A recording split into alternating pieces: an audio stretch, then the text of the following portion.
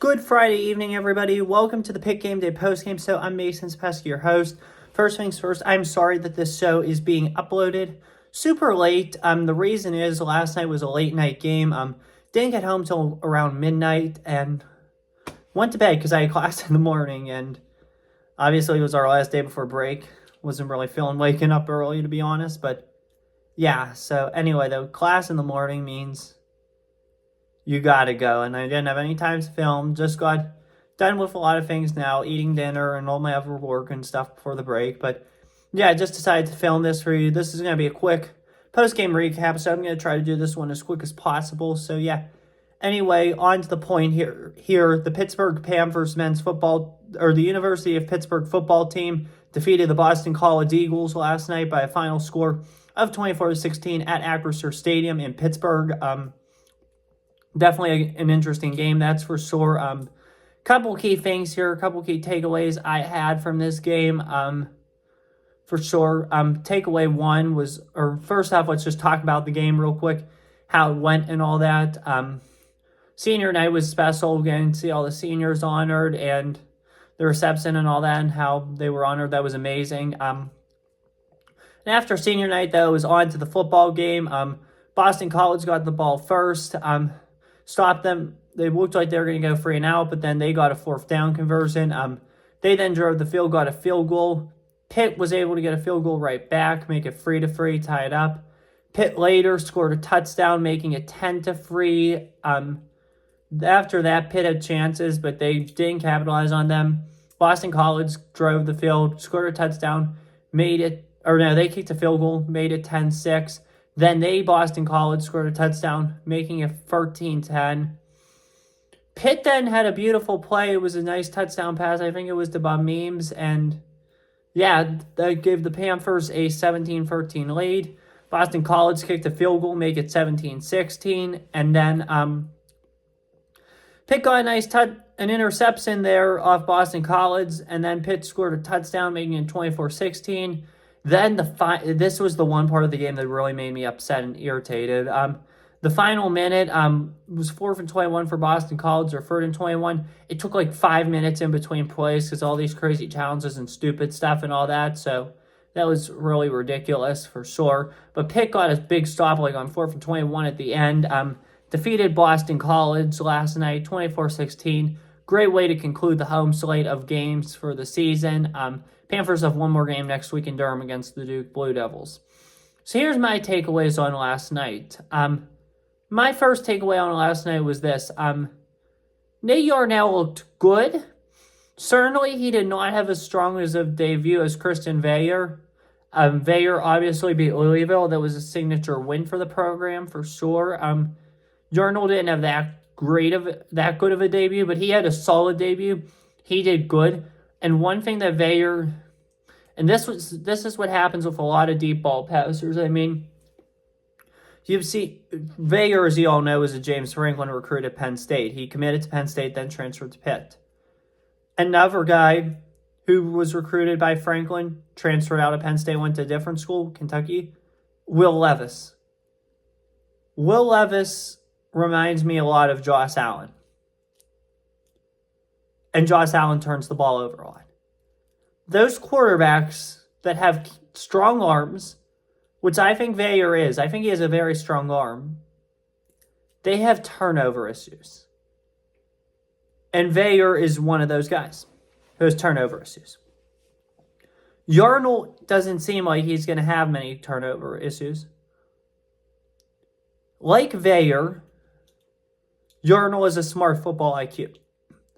The fact that he was able to do the pump fakes, take his time, and know where the play was headed before he threw the ball was good. And that's smart. The fact that Rodney Hammond was able to help him and the Panthers committed to the rust game helped him ease into things too, which was great. They gave Yarnell the debut he needed. Not a big win to make him overconfident, but not a small one either. That he's just like, oh yeah, we beat a small team, blah, blah, blah. It doesn't mean anything. Because Boston College is 6-5 and they're going to a bowl game this year. So this was not a simple win.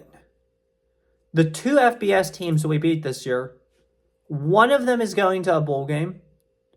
The other one is likely going to a New Year's Six. Possibly.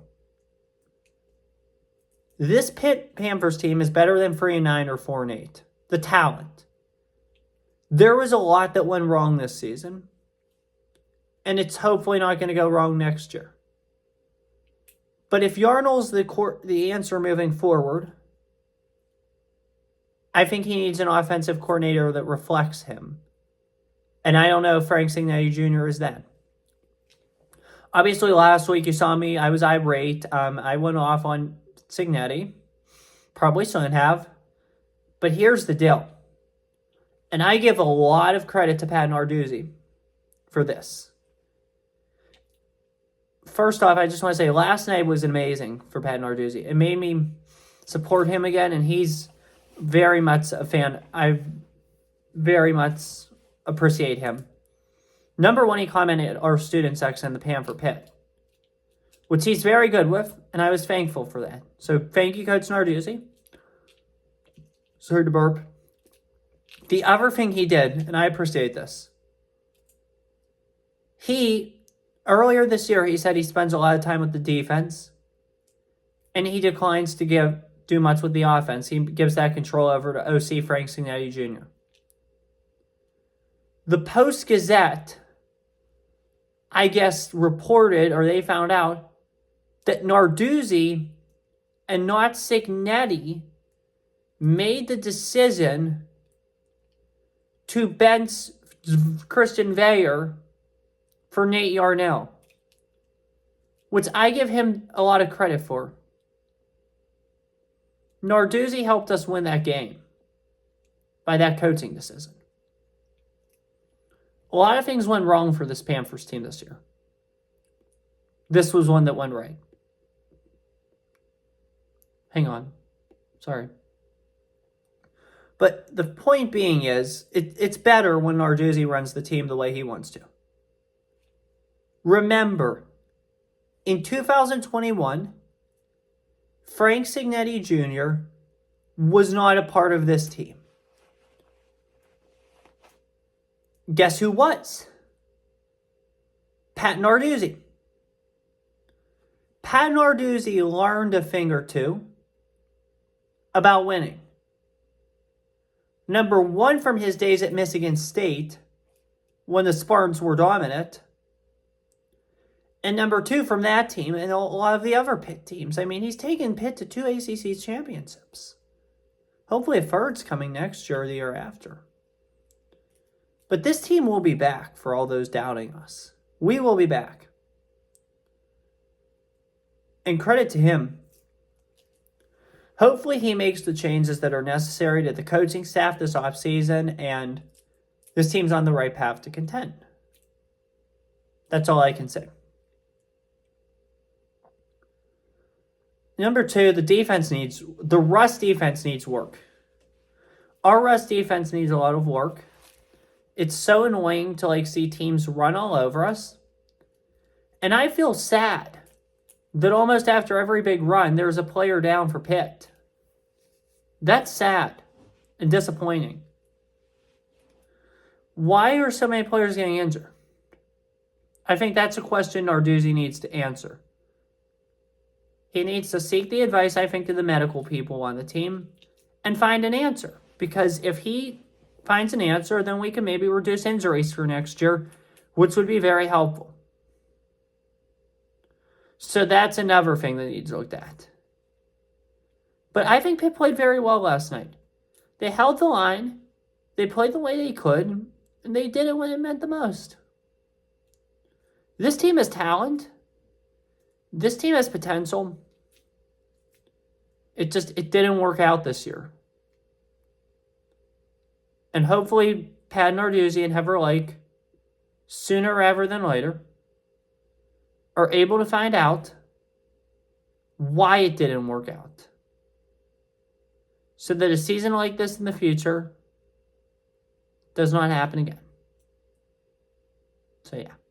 Anyway, that's all I have for you guys today. I hope you guys enjoyed this show for sure. Next game is the last game of the year, Saturday, November 25th, 2023. It's in Durham, North Carolina against the Duke Blue Devils. If anybody's going, because it's the last game, making the trek down, have a safe trip. Duke is really good. They have a lot of talent on their team. Riley Leonard, their star quarterback, I think that's his name. I guess he's not starting. This other kid is. It's a freshman. So he looked really good against Carolina. It'll be really good to see him play. Duke's led by an amazing head coach, Mike Elko. He's already being linked to several other head coaching jobs, including Michigan State, Texas A&M, and others. So it'll be interesting to see what happens with him there. Duke is truly a better program. Beat Clemson earlier this year, hung in there with Florida State. So this will be a good test for the Panthers to see if they can hang in with Duke. That's for sure. But exciting times are coming. Hopefully Pitt turns it around in the future. So next year, things are even better. I have a lot of confidence in Narduzzi. I have a lot of confidence that they will. Let's just enjoy our Thanksgiving, play this one last game of the season out, and hopefully it works out. If it doesn't, then just start preparing for next year. But it's a great way to send off the seniors at Acrisure Stadium. So yeah, have a good one. Take care. Stay safe. Hail to Pitt. Pray for Israel. And as always, peace. See you guys next week.